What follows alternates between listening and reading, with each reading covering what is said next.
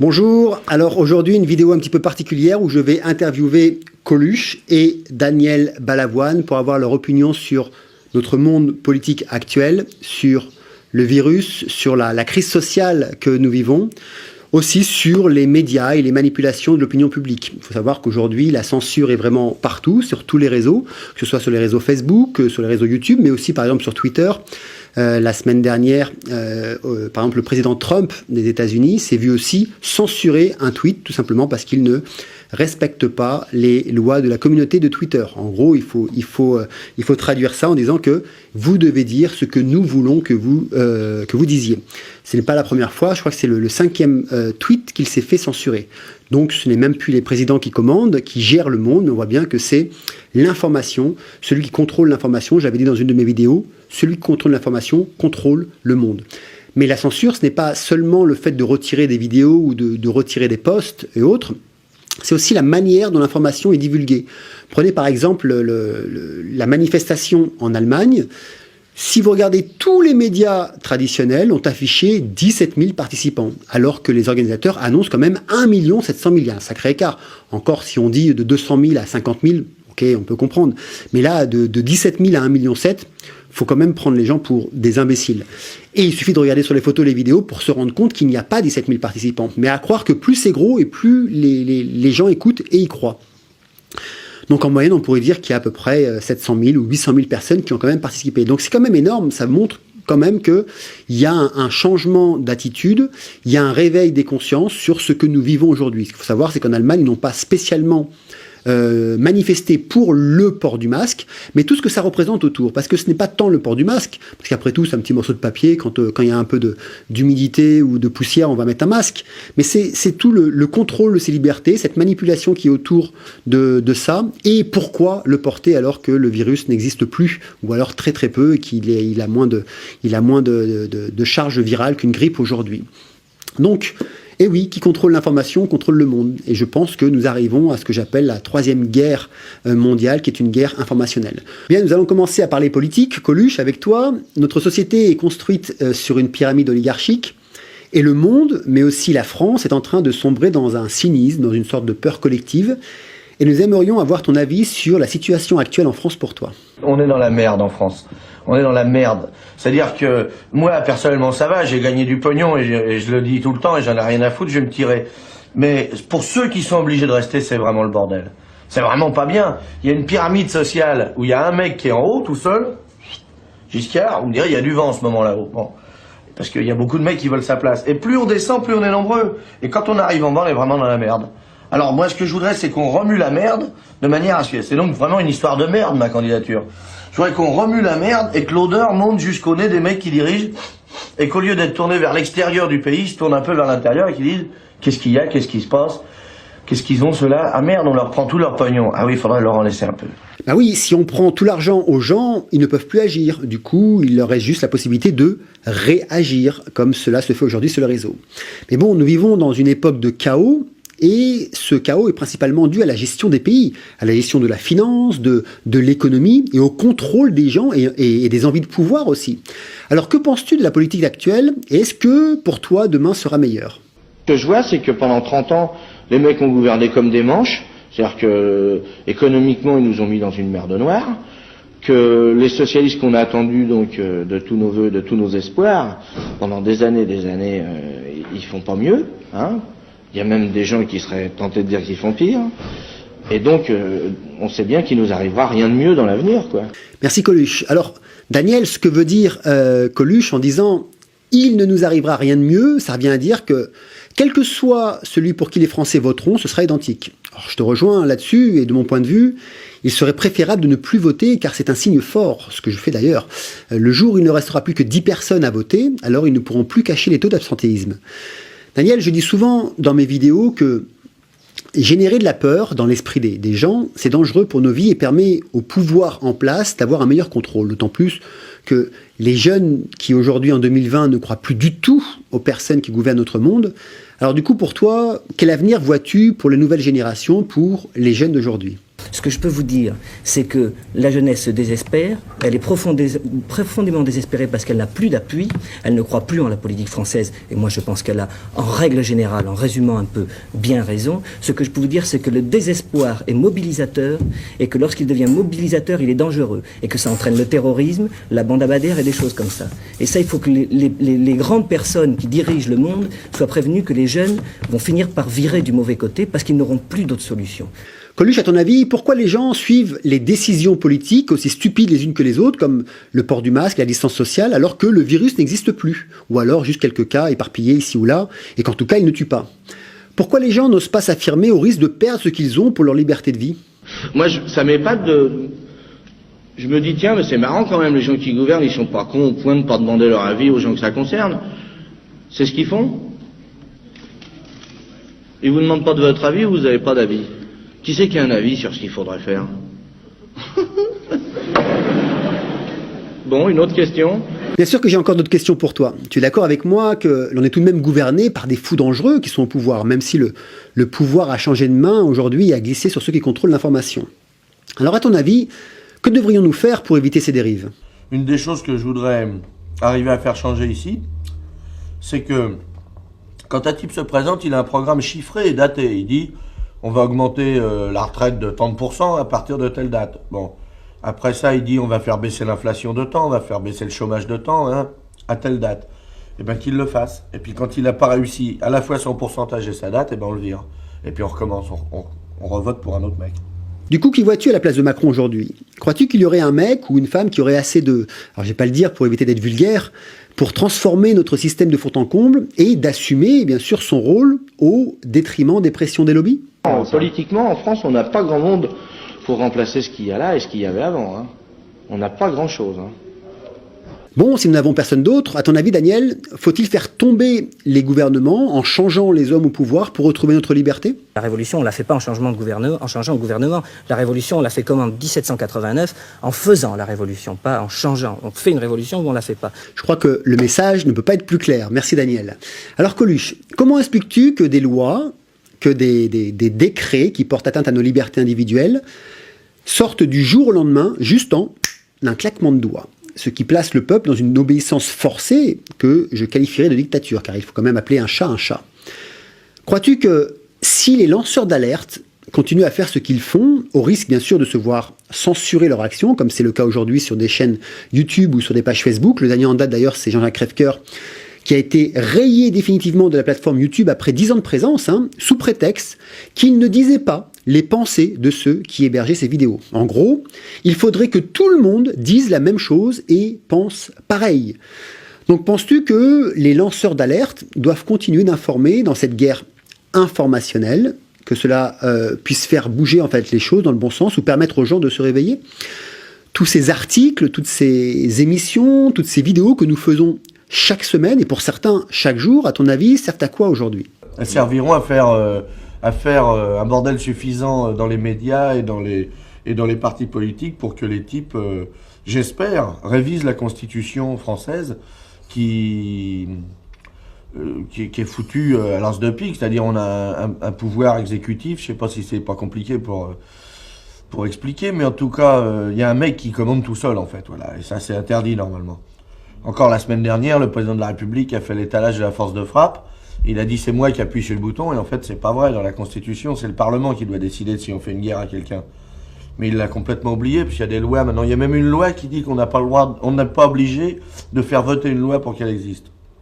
La loi numéro 45 dit que elle peut être comme ça sans être votée par le Parlement. Elle peut exister la loi. C'est-à-dire qu'il y a une loi qui dit que les lois ne servent pas quoi. C'est formidable. Tu vois Daniel, ce que dit Coluche m'invite à réfléchir sur le fait du pourquoi suivre une loi ou même des lois si chacune d'entre elles peuvent être changées du jour au lendemain sans préavis. D'ailleurs, c'est ce que nous vivons ici, là où j'habite en Indonésie. Mais nous l'avons aussi vécu en France ces derniers mois. Et tout le monde accepte. Et ça, je dirais que c'est formidable. Tout ce que nous vivons aujourd'hui, depuis le début de cette pandémie, est une affaire politique à échelle internationale. Okay ? Pourquoi ? Parce que dans tous les pays, nous subissons la même dictature, nous subissons les mêmes mensonges, nous subissons les mêmes pressions, les mêmes répressions, les mêmes oppressions. Pourtant, trop de gens continuent à croire à cette supercherie, car tout simplement, c'est amplifié par les médias qui ne racontent que des mensonges à longueur de journée. Mais aussi parce que ce sont des décisions politiques. Et dans l'esprit de ceux qui ne sont pas encore éveillés, les hommes d'État sont des personnes très importantes. Et les scientifiques qui passent aux télévisions traditionnelles sont des personnes très très très importantes qu'il faut écouter à tout prix, sans se poser aucune question. Juste obéir et surtout ne rien dire et ne pas agir. Et puis je dirais que si ça vient des hommes politiques, ça doit sûrement être bien. Alors comment, toi, Daniel, qualifierais-tu la politique mondiale aujourd'hui qui est exprimée uniquement par rapport à des demandes, des pressions des lobbies pharmaceutiques, des lobbies financiers ou alimentaires, par rapport, par exemple, aux lanceurs d'alerte qui pensent avec leur cerveau et s'expriment avec leur cœur, mais aussi avec leur tripes? Pour penser la politique, il faut être le plus rationnel possible, mais pour en faire, il faut inévitablement utiliser les passions des autres hommes. L'activité politique est donc impure, et c'est pourquoi je préfère la penser. Merci Raymond Aron, ça m'évitera de passer pour un con à partir de maintenant. Merci Daniel, du coup moi aussi ça m'évitera de passer pour un con le jour où je dirai des choses qu'il ne faut pas dire. Donc si tu veux Coluche, maintenant parlons du virus, parce que depuis janvier on parle du virus de la peur partout dans les journaux et dans les médias, comme s'ils amplifiaient quelque chose qui n'existait pas à l'échelle qu'on voudrait nous le faire croire. Toi, tu as connu le virus du sida, n'est-ce pas? Est-ce que tu as aussi vécu cette grande mascarade, comme on le vit aujourd'hui, cette amplification, manipulation médiatique à ton époque? Ah oui, beaucoup, ouais, parce qu'ils ont charrié là, avec le sida, là, qui s'attrapait principalement dans les journaux. Ils ont exagéré, tu vois, c'est vraiment... Oui, donc ce que je vois, que ce soit pour le virus du sida ou celui du corona, avec quand même 40 ans d'écart, ils s'attrapent aussi par les médias. C'est formidable. Ça revient à dire qu'ils n'ont aucune imagination ou qu'ils ne font que répéter la même chose. Mais bon, il faut quand même comprendre que s'ils répètent, c'est que ça doit fonctionner quelque part.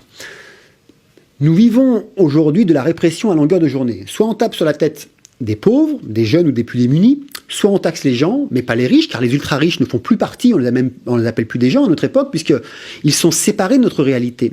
Bref, on les presse jusqu'à qu'ils suffoquent, et le nouveau jeu, et ça tu vas rire, c'est la punition, comme à des enfants de maternelle, qui s'ils ne respectent pas des règles qui ont été créées par des mecs un soir autour d'une table, eh ben, ils vont avoir une amende, ou ils vont même aussi aller en prison.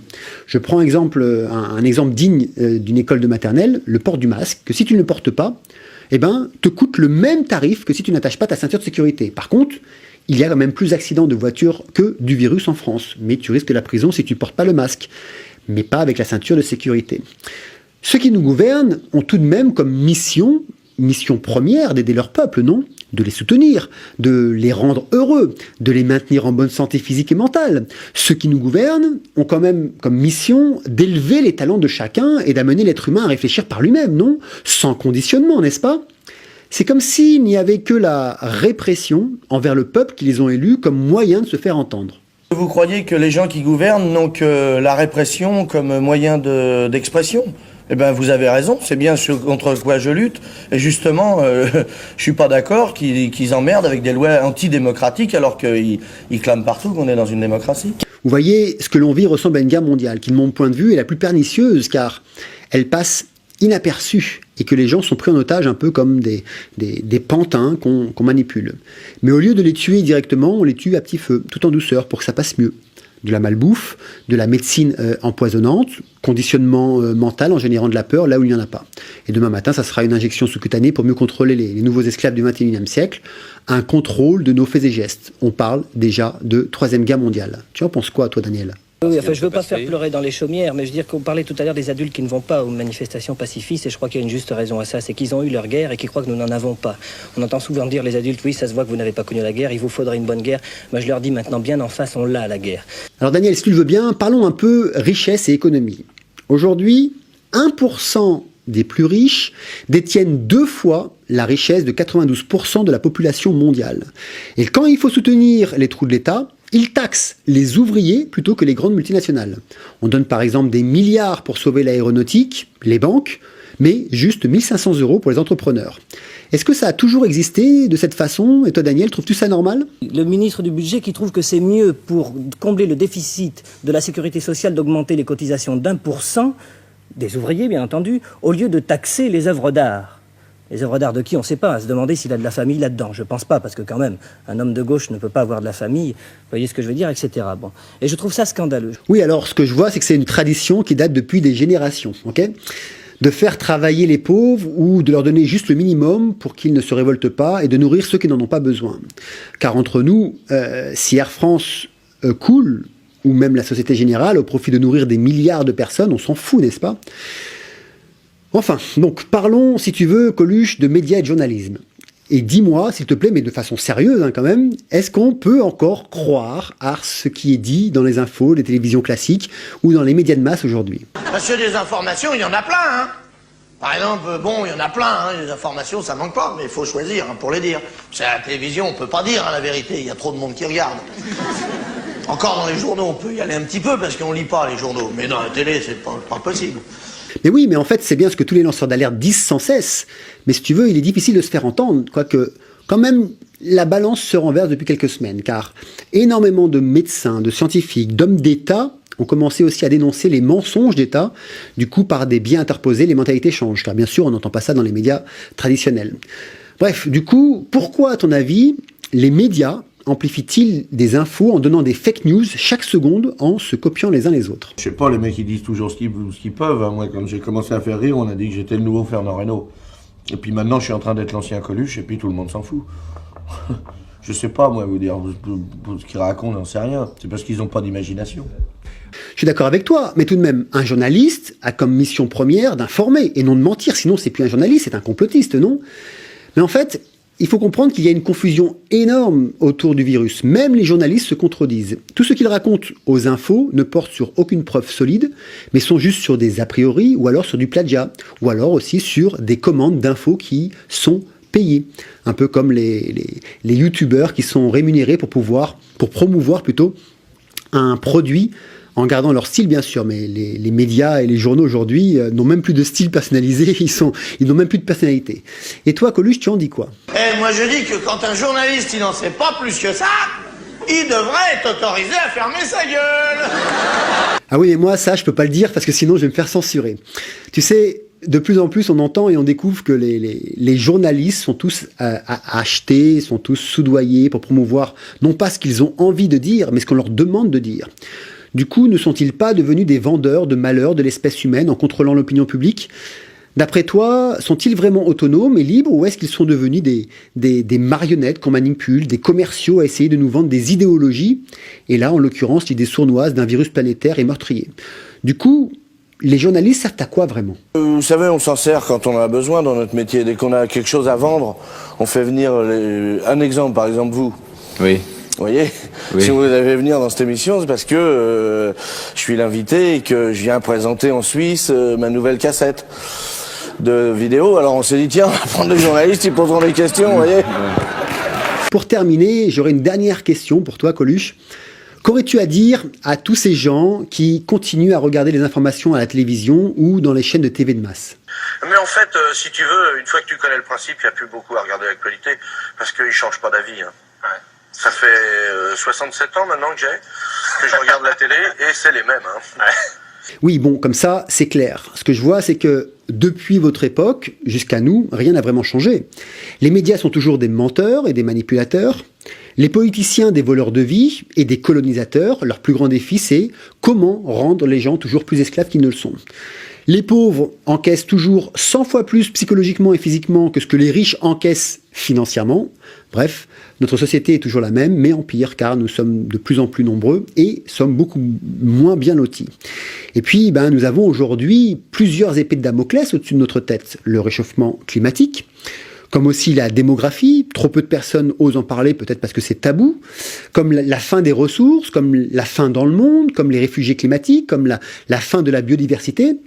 Mais bon, là, tout ça s'est arrêté, c'est comme si tous ces problèmes avaient fait stop, une sorte de pause sur image pour laisser place à la vague Covid, un peu comme Moïse, quand il avait ouvert la mer pour se frayer un passage.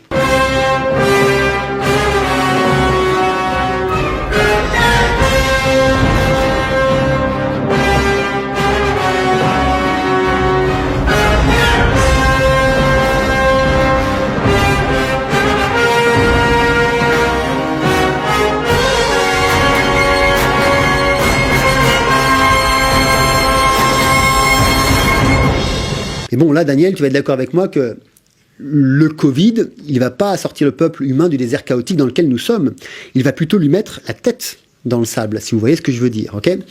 Bref, vraiment, et là en toute confidence, puisque nous sommes juste tous les trois et que personne n'entendra ce que je vais vous dire, donc je ne prends aucun risque, et je vous demande surtout de ne pas le répéter.